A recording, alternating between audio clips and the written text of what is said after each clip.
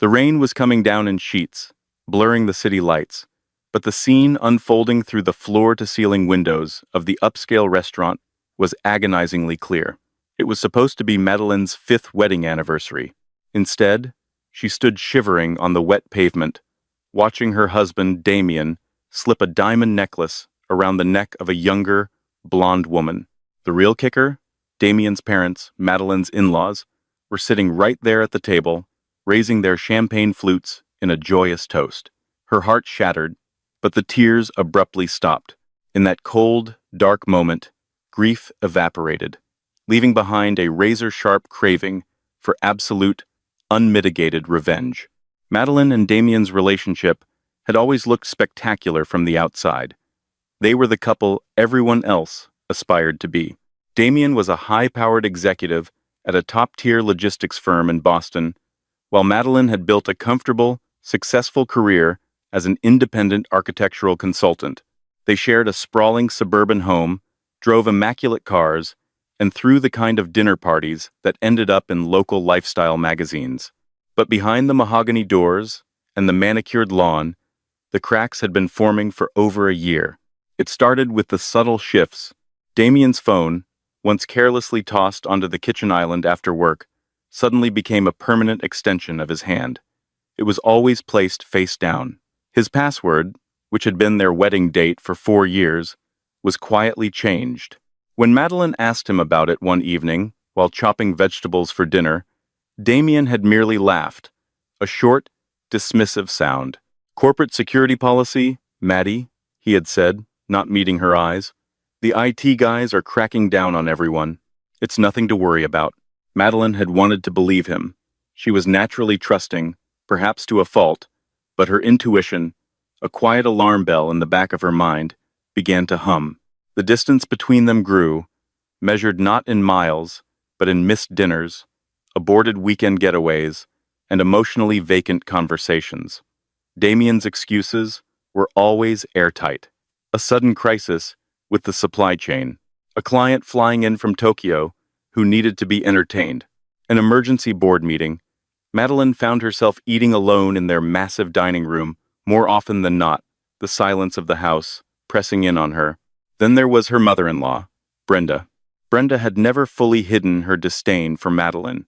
To Brenda, a retired socialite who measured a person's worth by their pedigree and trust fund, Madeline, the daughter of a public school teacher and a mechanic, was an interloper. Brenda had always envisioned Damien marrying someone from her own country club circle, someone like Jessica, the daughter of a prominent local judge. Lately, Brenda's subtle digs had morphed into outright hostility. During the few family dinners Damien actually attended, Brenda would make pointed remarks about Madeline's career, her cooking, and most painfully, their lack of children. "Damien works so incredibly hard," Brenda said during a Sunday brunch, sipping her mimosa and staring coldly at Madeline. "It's a shame he doesn't have a proper home life to come back to. A man of his stature needs a wife who can prioritize his legacy, not just play around with blueprints all day." Damien had just stared at his plate, cutting his eggs, offering no defense for his wife. Madeline had swallowed the lump in her throat, excusing herself to the restroom to blink back tears. The turning point came 2 weeks before their 5th anniversary. Madeline was doing the laundry, sorting through the pockets of Damien's dry cleaning pile. Her fingers brushed against a stiff piece of paper in the inner pocket of his charcoal blazer. Pulling it out, she found a crumpled receipt from a high-end jeweler downtown. The date was from 3 days prior. The purchase was a platinum pendant necklace featuring a flawless 2-carat teardrop diamond. The price tag made Madeline dizzy, $14,000. Her heart did a frantic flutter. "Our anniversary," she thought, a sudden wave of guilt washing over her. "He bought it for our anniversary. I've been so paranoid, so suspicious, and he's planning a massive surprise."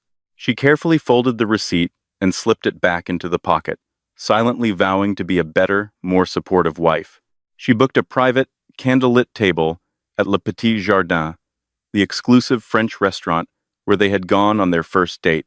She spent hours hunting for the perfect dress, a stunning emerald green silk slip dress that Damien had always loved the color of. She even arranged for a custom-made red velvet cake, his favorite, to be delivered to the restaurant. She was ready to hit the reset button on their marriage. She was ready to fall in love all over again. She had no idea she was preparing for a funeral. The evening of October 14th arrived, bringing with it an unseasonable, biting chill and a relentless, driving rain. Madeline stood in front of her full-length mirror, smoothing the emerald silk over her hips. She looked radiant, despite the nervous flutter in her stomach. She had spent the afternoon at the salon. Her hair fell in soft, dark waves, and her makeup was flawless. At 6 p.m., an hour before their reservation, her phone buzzed on the vanity. It was Damien. "Hey, sweetheart." His voice came through the speaker, sounding rushed and heavily stressed. In the background, Madeline could hear the muffled sounds of traffic and sirens. "Hey," she smiled, picking up her pearl earrings. "Are you on your way home to change? Or are we meeting directly at the restaurant?" There was a heavy pause on the line. The silence stretched until it felt like a physical weight in the room. "Maddie, I am so sorry," Damien finally said, sighing deeply. "It's an absolute disaster down here. The warehouse in Chicago had a catastrophic system failure. Half our inventory is unaccounted for. I'm literally on my way to the airport right now. The board wants me on the ground tonight to handle the fallout." Madeline froze, one pearl earring dangling from her fingers. "The airport? Damien, it's our 5th anniversary. You can't go to Chicago tonight. Can't someone else handle it? What about Peter?"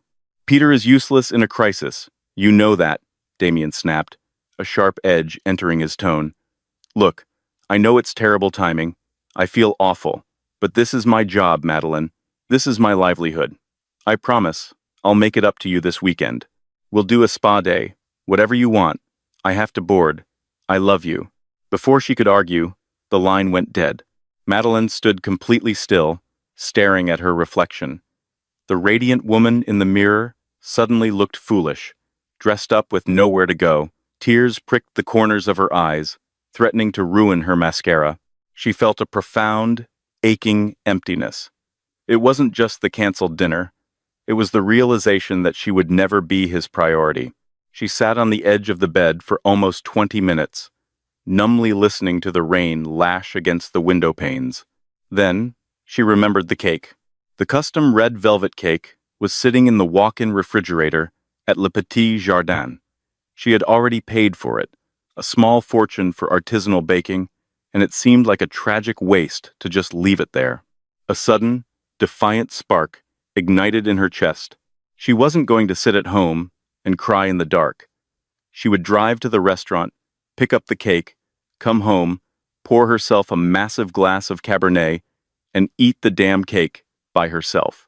She grabbed her trench coat and her car keys, marching out into the storm.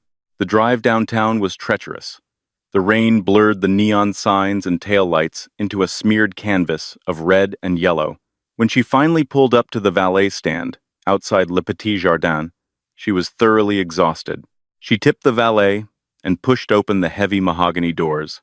The restaurant was warm, smelling of rich truffles, roasted garlic, and expensive wine. She approached the hostess stand, pulling off her wet coat. "Good evening," Madeline said to the young hostess, offering a tight smile. "I'm Madeline Sterling.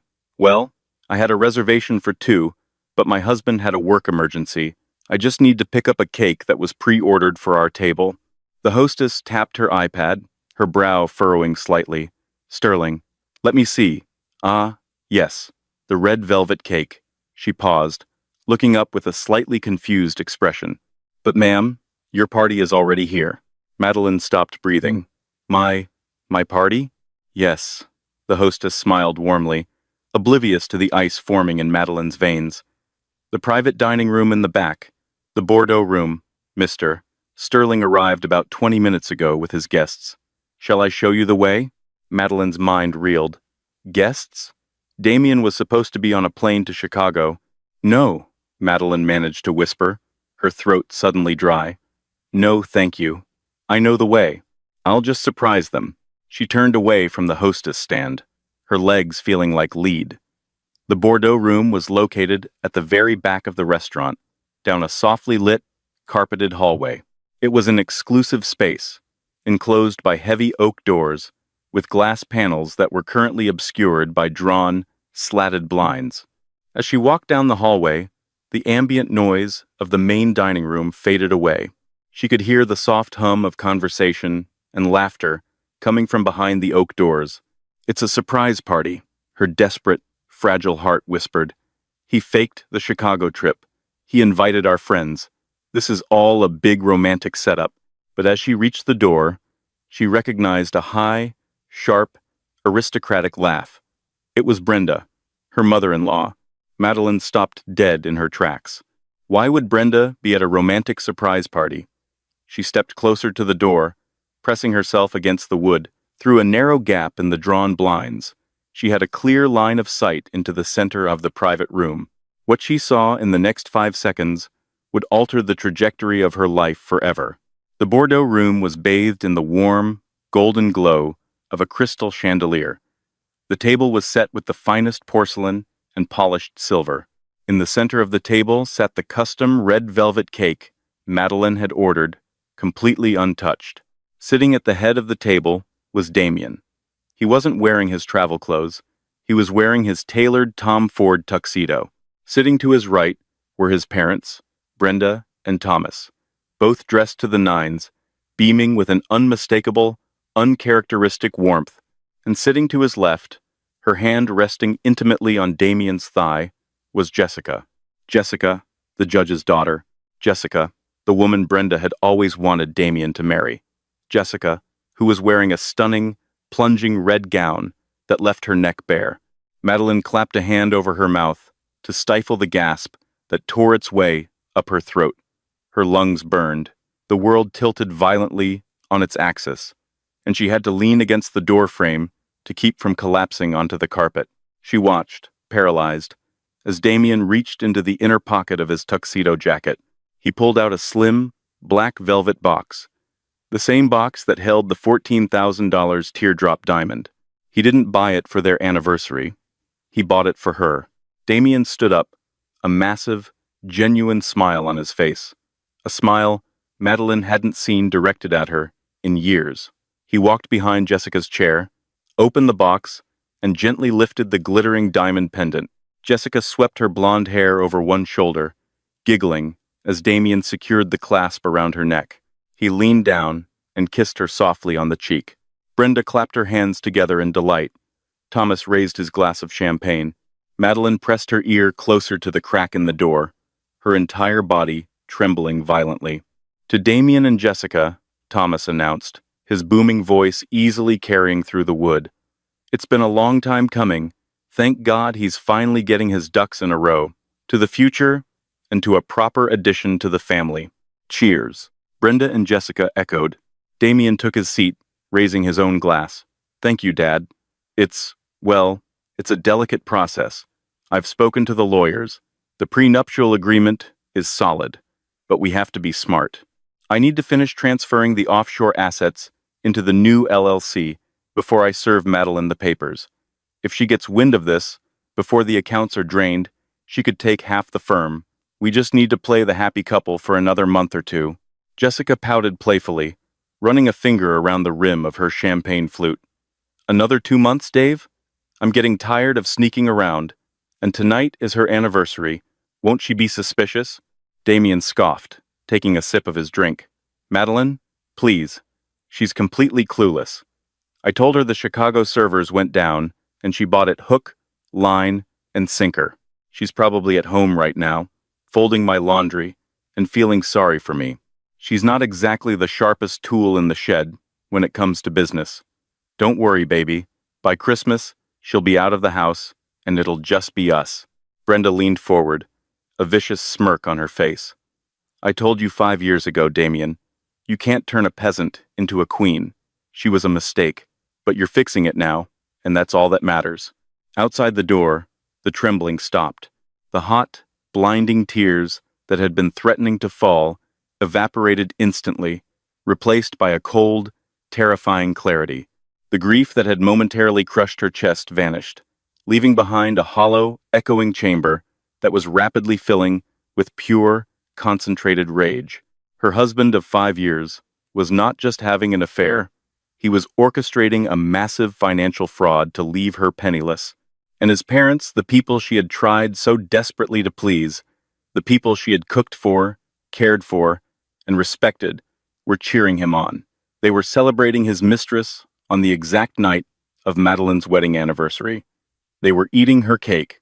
The old Madeline, the trusting, naive, sweet wife, died right there in the hallway of Le Petit Jardin. Slowly, methodically, she reached into her trench coat pocket and pulled out her smartphone. She didn't burst through the doors. She didn't scream or throw a glass of wine in Damien's face. That was what Brenda would expect. That was the reaction of an emotional, clueless woman. Instead, she activated her phone's video camera. She held it steady up to the gap in the blinds, hitting record. She captured everything. She captured the diamond necklace gleaming on Jessica's chest. She captured the red velvet cake. She recorded Damien's exact words about the offshore assets, the LLC, and the plan to drain the accounts before serving her divorce papers. She recorded Thomas and Brenda's complicit toasts. She stood perfectly still for 3 full minutes, gathering enough high-definition, irrefutable evidence to destroy an empire. When she finally stopped recording, she saved the file, immediately backing it up to 2 separate cloud drives. She took one last look at the laughing, treacherous family inside the room. A slow, chilling smile touched the corners of her lips. "You think I'm clueless, Damien?" she whispered into the silent hallway. "Let's see how smart you feel when you lose everything." She turned on her heel and walked back down the hallway, her stride purposeful and strong. She bypassed the hostess stand, walking out into the freezing rain. She didn't feel the cold anymore. She had a lot of work to do, and a financial war to prepare for. Damien wanted a divorce by Christmas? Fine. But Madeline was going to ensure that he would be spending the holidays in a courtroom, begging for mercy she had absolutely no intention of giving. The morning after the disastrous anniversary, the storm had passed, leaving behind a crisp, bitterly cold Boston morning. Madeline was in the kitchen at 6:30 a.m., brewing Damien's favorite dark roast coffee and frying bacon. She wore a soft cashmere sweater and a warm, loving smile that felt like a ceramic mask glued to her face. When the front door unlocked at 7:15 a.m., Damien walked in, dragging his rolling suitcase behind him. He looked suitably disheveled, no tie, the top 2 buttons of his shirt undone, dark circles under his eyes. It was a masterful performance. Had she not been standing outside the Bordeaux room the night before, she would have rushed to him, full of sympathy. "Maddie," he sighed, dropping his suitcase in the foyer and rubbing his temples. "What a nightmare. I've been up for 24 hours straight, dealing with the Chicago team." Madeline walked over, pouring him a steaming mug of coffee, and handed it to him. She didn't flinch when his fingers brushed hers. "You poor thing," she said, her voice dripping with artificial sweetness. "I made a big breakfast. Sit down and eat. Did you get the server issues sorted?" Damien took a greedy sip of the coffee, missing the icy calculation in his wife's eyes. "Mostly. It's going to take a few weeks to fully stabilize, but the bleeding has stopped.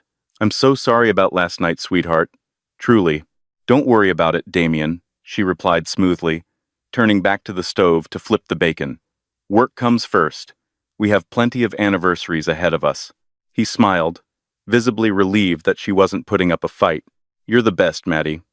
I'm going to take a quick shower and then head into the office. I have to brief the board."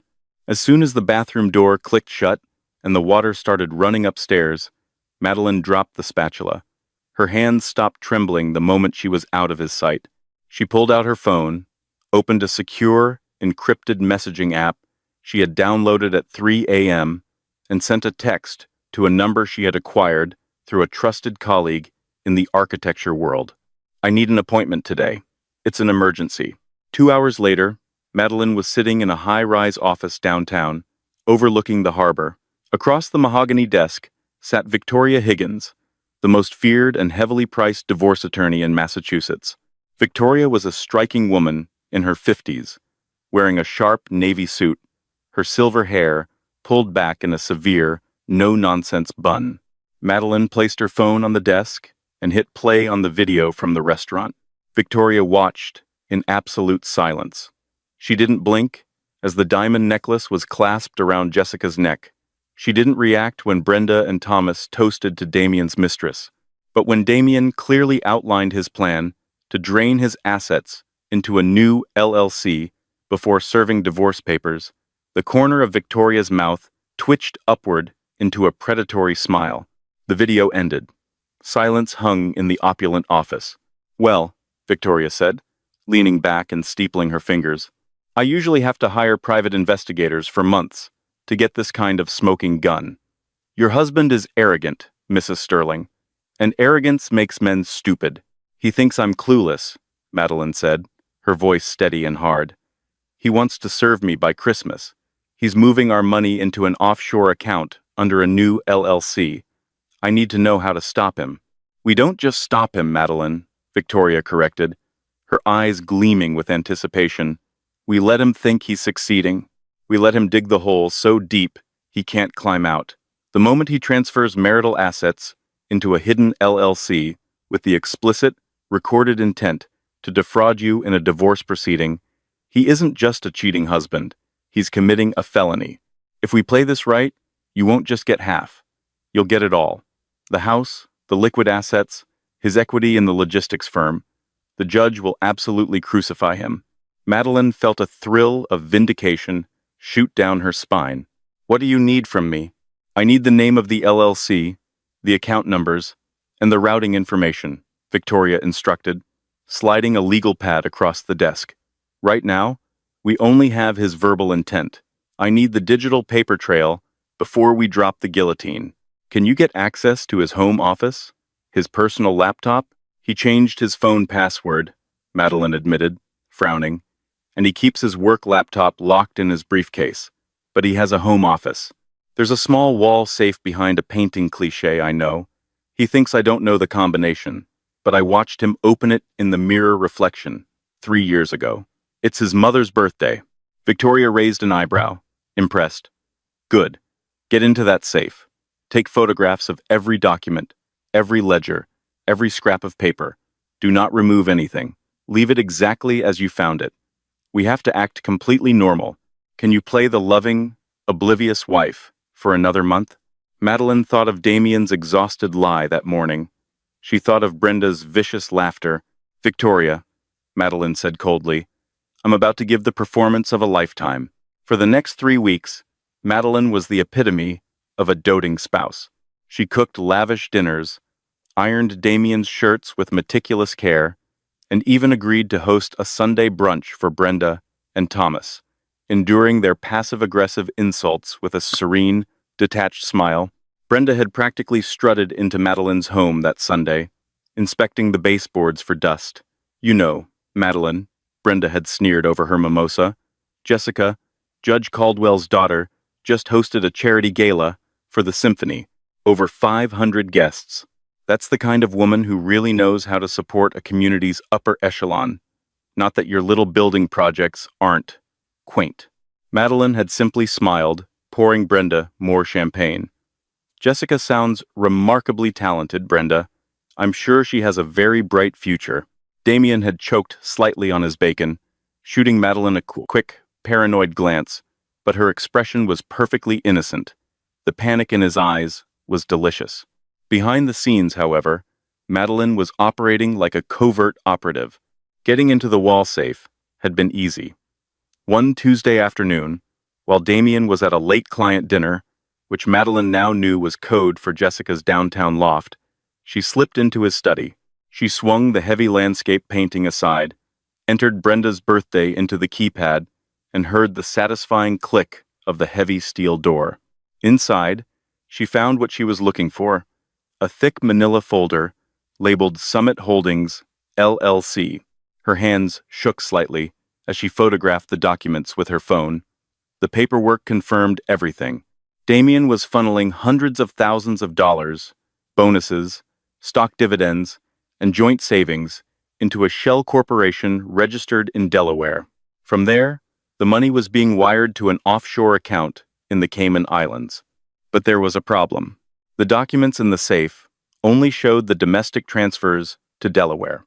To completely lock the trap, Victoria needed the offshore account numbers and the digital transfer receipts. Those were strictly on Damien's phone and his locked laptop. Madeline needed a Trojan horse.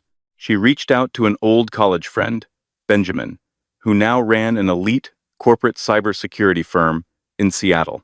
She didn't tell him the whole story, only that she was locked out of a joint account and needed a discreet way to bypass a passcode on a shared device. Benjamin, sensing the urgency, overnighted her a small, innocuous-looking device that resembled a standard phone charging cable. "It's a data skimmer," Benjamin had explained over a secure call. "Plug it into a wall outlet and plug his phone into it. It will charge the phone normally, but the microchip inside the cable will clone the device's backup and record the passcode keystrokes. It takes about 10 minutes. Just make sure he doesn't unplug it." The opportunity presented itself on a Thursday night.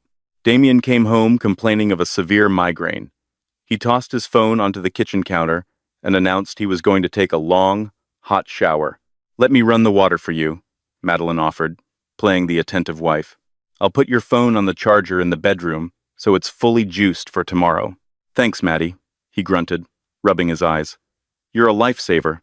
As soon as Damien trudged upstairs, Madeline practically flew into action. She swapped his regular charging cord with Benjamin's rigged cable, plugging it into the outlet behind the nightstand. She connected Damien's phone. A tiny, imperceptible green light flashed on the base of the cord, indicating the data transfer had begun. She paced the bedroom floor, her heart hammering against her ribs like a trapped bird.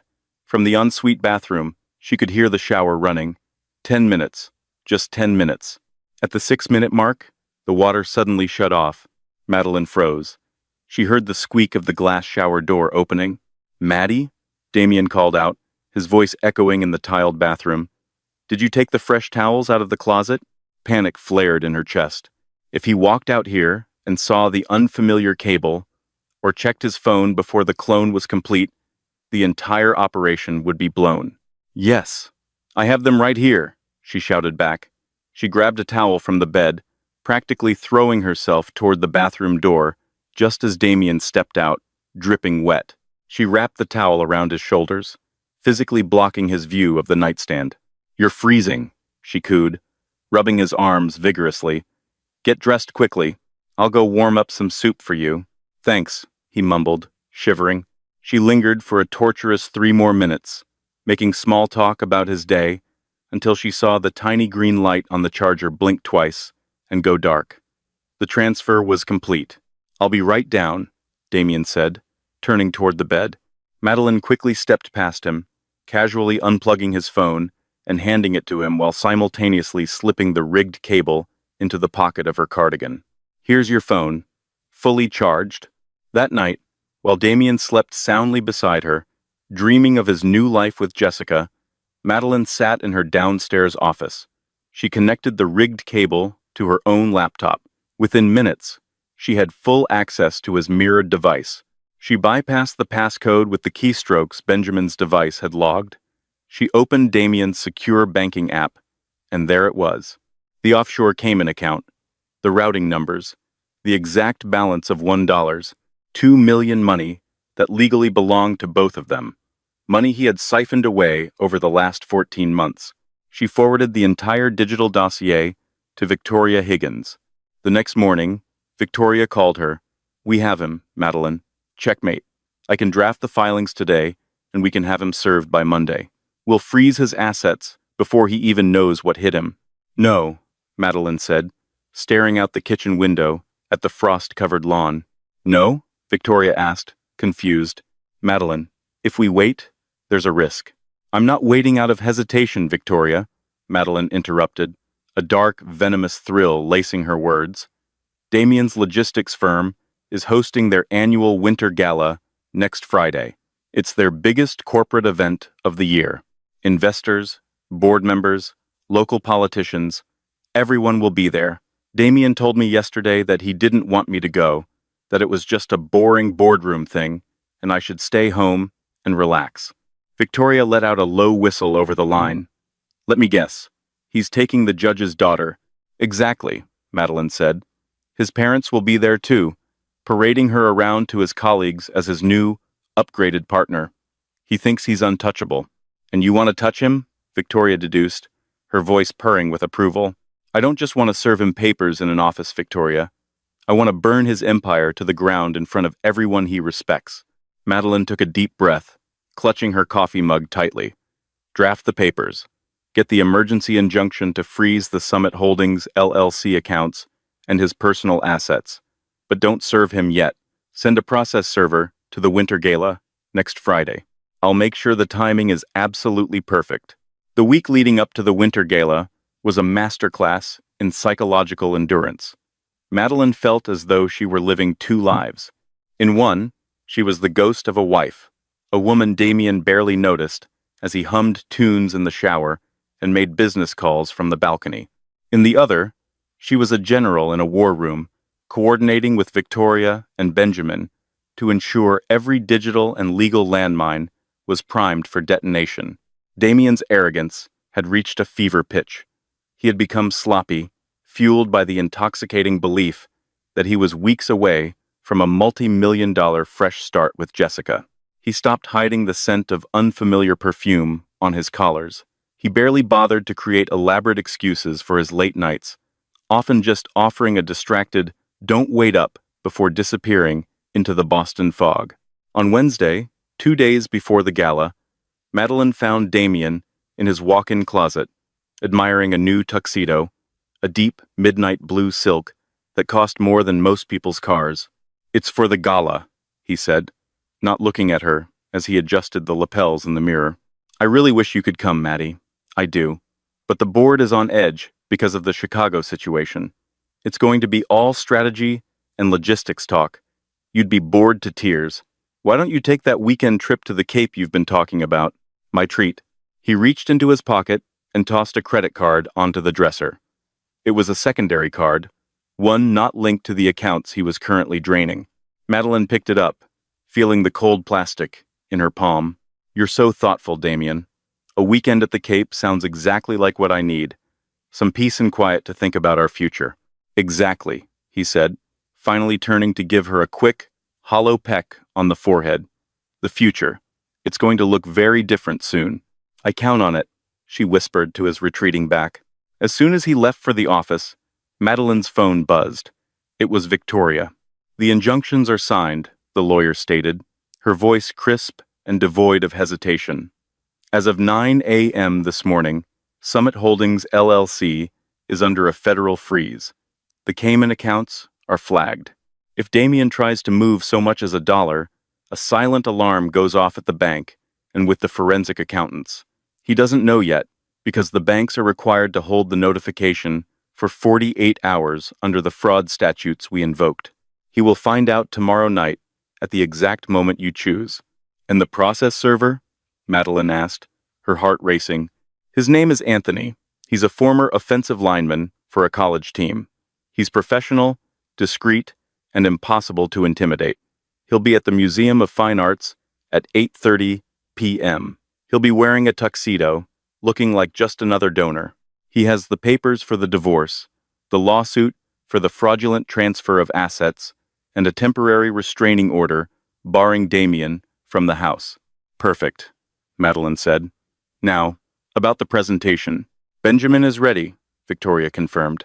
He's bypassed the gala's media server. The museum uses a centralized system for the rolling slideshow of sponsors and the keynote video. At 8:45 p.m., when the CEO of Damien's firm, Mr. Adler, stands up to give the annual toast, Benjamin will override the feed. Instead of the year in review video, the entire room will see your little movie from Le Petit Jardin. Madeline leaned against the kitchen counter, closing her eyes. She felt a strange mixture of terror and triumph. She was about to humiliate not just Damien, but the entire family that had treated her like a disposable footnote in their grand story. One more thing, Victoria, Madeline said. I want to be there. I want to see Brenda's face when she realizes the peasant she looked down on just took everything she values. "I wouldn't miss it for the world," Victoria replied. "I've arranged a car, and Madeline, wear something they'll never forget." Friday arrived with a heavy, gray sky and a dusting of snow that coated the brownstones of Back Bay. Damien left the house early, claiming he had to oversee the setup at the museum. He was vibrating with an energy. Madeline recognized it was the thrill of the hunt. He thought he was about to debut his new life. Madeline spent the afternoon at a high-end boutique she had never dared to frequent before, using a personal account Damien didn't even know existed, her rainy day fund she had built from her own architectural consulting fees over the years. She chose a gown of liquid gold sequins, with a high neck and a daring open back. It was bold, architectural, and screamed of power. She had her hair styled in a sleek, high ponytail and chose a dark, vampy red for her lips. When she looked in the mirror, she didn't see the clueless wife Damien had mocked. She saw a woman who had survived a betrayal and was coming back as a reckoning. At 7:45 p.m., a black town car pulled into her driveway. Madeline stepped out of her house, locking the door behind her. She didn't look back at the suburban mansion that had become her cage. She knew that by tomorrow, she would be the only one with the keys. The Museum of Fine Arts was a vision of opulence. Searchlights swept the sky, and the grand entrance was lined with a red carpet protected by a heated canopy. The city's elite were out-in-force men in sharp black tie and women in furs and silks, their diamonds catching the light of the flashes from the local press. Madeline stayed in the car, watching through the tinted windows. At 8:10 p.m., a sleek silver Audi pulled up. Damien stepped out, looking every bit the successful executive. He walked around to the passenger side and opened the door. Jessica stepped out, her blonde hair coiffed to perfection, wearing a white gown that looked suspiciously like a wedding dress. She looked young, vibrant, and utterly smug. A moment later, Brenda and Thomas pulled up in their vintage Rolls-Royce. Brenda was draped in a floor-length mink coat, her pearls gleaming. She took Jessica's arm with a maternal warmth she had never once shown. Madeline, laughing as they moved toward the entrance as one cohesive, proper family. Madeline felt the familiar sting of rejection, but this time it was followed by a cold, sharpening focus. "Go," she told the driver. She entered through a side entrance reserved for vendors and staff, a path Benjamin had cleared for her. She navigated the marble corridors of the museum, moving toward the grand hall where the gala dinner was being held. She found a spot in the shadows of the mezzanine gallery. Overlooking the sea of tables, the room was breathtaking. Thousands of white lilies filled the air with a cloying scent. The crystal centerpieces reflected the candlelight. At the head table sat the firm's executive board, including the CEO, Mr. Adler, a man who valued family integrity above all else in his corporate culture. Damien, Jessica, Brenda, and Thomas were seated at a prime table right at the front, next to the podium. Damien had his arm around Jessica's chair, leaning in to whisper in her ear. Brenda was holding court with the wife of a local senator, gesturing toward Jessica with a pride that was nauseating. Madeline checked her watch. 8:30 p.m. Below her, near the bar, she saw a tall, broad-shouldered man in a tuxedo. He was carrying a slim, leather portfolio. He caught Madeline's eye for a split second and gave a single, imperceptible nod. Anthony was in position. The wait was agonizing. She watched Damien toast his father. She watched Jessica preen for the photographers. She watched the clueless narrative they had built around her being used as a joke in their hushed conversations. At 8:40 p.m., the lights in the hall dimmed. The chatter subsided as Mr. Adler walked up to the podium. "Good evening, everyone," Adler began, his voice echoing through the vaulted ceiling. "As we gather tonight to celebrate another year of unprecedented growth for our firm, we also celebrate the values that make us strong: innovation, resilience, and above all, the families that support us. Before we begin the main course, I'd like to share a brief look at the faces and milestones of the past 12 months. Adler gestured toward the massive projection screens that flanked the stage. The music started a soaring, inspirational orchestral track. The screen flickered to life. For the first 30 seconds, it was the standard corporate fare. Warehouse openings, charity events, Damien shaking hands with clients. Then, the screen glitched. A static pop echoed through the speakers. The music cut out abruptly, replaced by a low, ambient hum. Damien frowned, looking toward the AV booth at the back of the room. Adler looked confused, tapping the microphone. It seems we have a technical... Suddenly, the screen filled with a grainier, handheld video feed. The setting was unmistakable. The Bordeaux room at Le Petit Jardin. The silence that fell over the museum was so absolute, it felt physical. On the screen, Damien's voice rang out, crystal clear. If she gets wind of this, before the accounts are drained, she could take half the firm. We just need to play the happy couple for another month or two. The camera zoomed in on the $14,000 diamond necklace around Jessica's neck. Then, it pounced on Brenda's face as she sneered. I told you 5 years ago, Damien, you can't turn a peasant into a queen. In the grand hall, Damien's face went from confused to a ghostly, sickly white. Jessica's hand flew to the necklace, the same one she was wearing tonight, as if it had suddenly turned into a serpent. Adler froze, his mouth hanging open as he watched one of his top executives admit to financial fraud and marital deception on a 40-foot screen. The video played for 3 agonizing minutes. It ended with Damien's laugh. She's probably at home right now, folding my laundry. She's not exactly the sharpest tool in the shed. The screen went black. The lights didn't come up. For 5 seconds, the room remained in darkness, the weight of the betrayal hanging in the air like smoke. Then, the house lights slammed on. Anthony, the process server, didn't hesitate. He marched straight to the head table.